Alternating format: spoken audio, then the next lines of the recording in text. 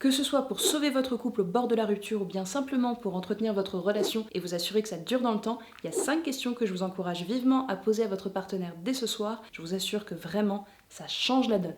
Première question, demandez à votre partenaire si jamais il y a des choses que vous faites ou à l'inverse que vous ne faites pas, qui peuvent le ou la déranger, mais qu'il ou elle va pas forcément oser vous dire systématiquement. Bien souvent, les couples ils se dégradent dans les toutes petites choses du quotidien qui viennent s'insinuer, de type les chaussures qui traînent dans l'entrée, la tasse à café dans l'évier au lieu d'être dans le lave-vaisselle. Et ces mini petites choses-là, elles viennent mettre des cailloux sur le chemin de votre relation et vous vous en rendez pas forcément compte pour 2 raisons. Déjà parce que le quotidien ça va super vite et on n'a pas forcément le temps de se rendre compte de ce qu'on fait bien ou de ce qu'on fait mal. Et aussi parce qu'on n'ose pas forcément toujours le dire, parce qu'on se dit que c'est pas si grave, on trouve plein d'excuses à notre partenaire et au final le problème c'est qu'on fait de la rétention d'informations et qu'on ne permet pas à l'autre de s'améliorer. Pour éviter qu'il y ait ça entre vous, n'hésitez pas de vous-même à aller chercher la réponse à ces questions. Si vous connaissez la réponse, vous allez pouvoir améliorer les choses, votre partenaire va être reconnaissant et ça va renforcer vos liens à l'avenir. Deuxième question, ça va être comment est-ce que tu aimerais que je réagisse en cas de désaccord. Ça c'est hyper intéressant parce qu'il y a plein de moments dans lesquels on peut ne pas être d'accord et on vient aller taper dans les défenses de l'autre,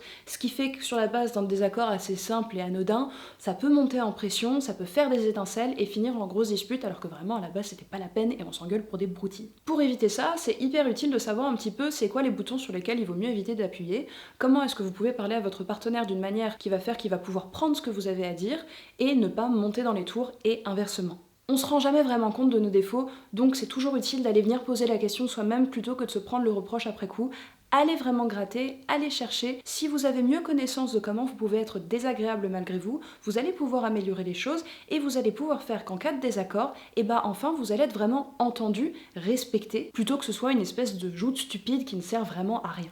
Troisième question dans le même type de principe, c'est quand je suis stressée, contrariée, triste, comment est-ce que je peux venir t'en parler? Parce que parfois on essaye de partager des choses à notre partenaire et la personne n'est pas forcément toujours tout à fait à l'écoute. Ça peut être très frustrant, ça peut être décevant, mais en face, des fois on est occupé, on est stressé nous-mêmes, on se rend pas forcément compte d'à quel point le sujet que vous veniez aborder était très important. Et donc pour être sûr de pouvoir être entendu, c'est important de savoir comment est-ce que vous pouvez vous exprimer d'une manière qui va faire que vous allez pouvoir vraiment être reçu, vraiment être écouté. Dans mon cabinet, j'en ai vu passer plein des couples qui se disaient des choses super importantes, mais d'une manière tellement anodine qu'on se rendait jamais compte d'à quel point, en fait, c'était un sujet central qui créait énormément de mal-être. Tout ça parce que l'un et l'autre n'avaient pas forcément le même vocabulaire pour en parler, la même énergie quand ils venaient aborder un sujet important, et donc c'est utile dans ces moments-là de connaître un petit peu le décodeur et de savoir comment est-ce que je peux dire les choses d'une manière où mon partenaire, ma partenaire, va vraiment pouvoir m'entendre, me comprendre et être là pour moi. Ça évite les grosses déceptions, l'impression d'être tout seul et que la personne s'en fout,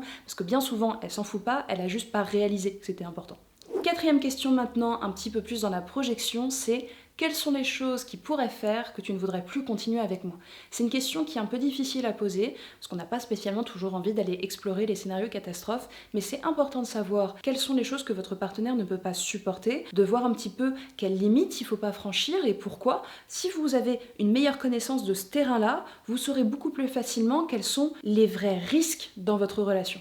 Ce qui vous semble très important et essentiel dans une relation n'est pas forcément la même chose pour votre partenaire. Et donc vous avez à aller chercher ces informations-là si la personne ne vous l'a pas dit, parce que ça va vous éviter de fournir des efforts complètement inutiles et à l'inverse de savoir sur quoi est-ce qu'il faut se baser. Ça évite aussi les soucis d'insécurité, les gens qui se disent qu'ils vont se faire quitter. Est-ce que ce serait parce que la personne s'ennuie avec nous? Est-ce que ce serait parce qu'on n'aurait pas envie de la même chose dans la vie? Quels sont vraiment les critères qui pourraient faire que ça ne fonctionnerait plus? S'il y en a qui sont clairs, autant que vous les sachiez, ça vous permet de vous assurer que ces critères-là sont bien respectés et donc que votre partenaire n'a pas de raison objective de partir. Bien évidemment, on n'a jamais de risque zéro, mais c'est utile et important que vous mettiez les efforts nécessaires pour vous assurer que votre partenaire est ce dont il a besoin dans la relation et c'est donnant-donnant. Cinquième question, beaucoup plus large et beaucoup plus positive et relativement facile à poser et toujours bien accueillie, c'est qu'est-ce que je peux faire pour être un meilleur partenaire pour toi? Vous savez, dans ces petites discussions sur l'oreiller ou au bar où on sait pas trop quoi se dire, de temps en temps, ça peut être utile de se poser la question et de demander clairement, ouvertement, est-ce qu'il y a des choses qui te feraient du bien dans notre relation? Est-ce que je peux faire quelque chose de mieux? Est-ce qu'il y a du bon que je peux apporter entre nous? Parce que deviner, c'est trop dur. Vraiment, essayez jamais de deviner ce qui est bon pour votre partenaire, mais demandez-lui. Si vous savez ça, et bah vous pouvez vous dire, là j'ai envie de lui apporter du bon, bah je sais qu'il y a ça qui peut marcher, et donc j'ai envie de le faire. Bien évidemment, c'est pas une liste de courses que vous êtes obligé de remplir, tout va bien, mais ça vous donne une vraie liste concrète de ce qui peut être utile et pertinent, parce que comme je vous le disais tout à l'heure, des fois on fait des efforts qui servent à rien. Là au moins vous saurez où piocher pour savoir comment vous pouvez mieux faire, comment apporter du bon. C'est une question que j'aime énormément poser dans mon couple et qui m'a permis de comprendre qu'il y a plein de moments dans lesquels j'étais complètement à côté de la plaque à faire des trucs stupides qui ne servaient à rien et qui m'aidaient juste à me déculpabiliser, alors qu'à côté il y avait des choses beaucoup plus essentielles et beaucoup plus simples sur lesquelles je pouvais travailler et m'investir et qui ont fait toute la différence. Quand vous avez envie que ça se passe bien dans votre couple, arrêtez de deviner et d'agir en solo. Vous êtes des partenaires, alors posez la question, partagez les informations.